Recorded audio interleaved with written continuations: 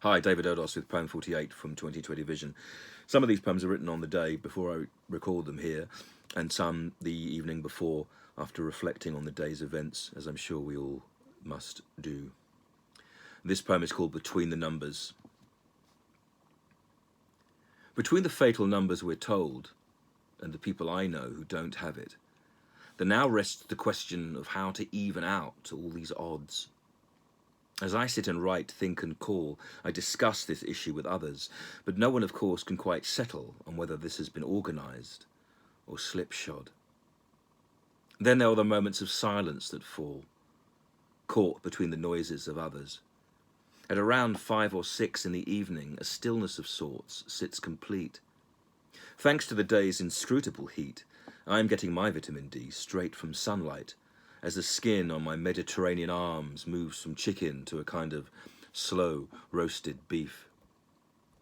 It's a bewildering moment for sure, and one which can't quite be held in a photo, this strange peace that has fallen as the world divides behind air.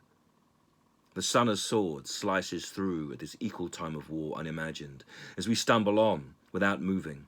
A masked darkness stains us through the sun's disguise and fate's dare, which is to turn our thoughts clean away as we bury ourselves in our gardens, or in books, boredom, bedrooms, as trouble is raged and love made.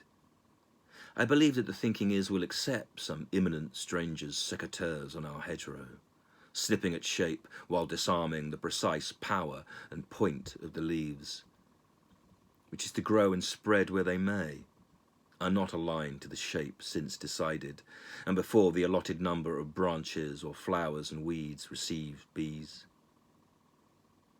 Everything feels designed as I look at the perfect photograph of this evening, an idyllic scene within England, with this my hour of calm and bronzed skin, while something else worms and works and uncoils snake-like, silent, something to strike, sting and numb us, and against whose bite we can't win, that we can oppose as it eats.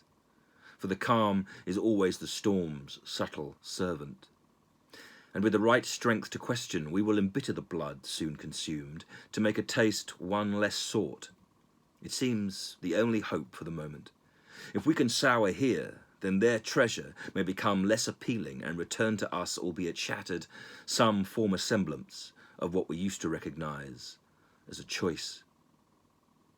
Then a different bright new day would be marked, instead of this pause and sly seduction through pleasure, in which, kept like dried goldfish, we do the improper thing and lose voice, mouthing only pretence and the repeated commands the news gives us.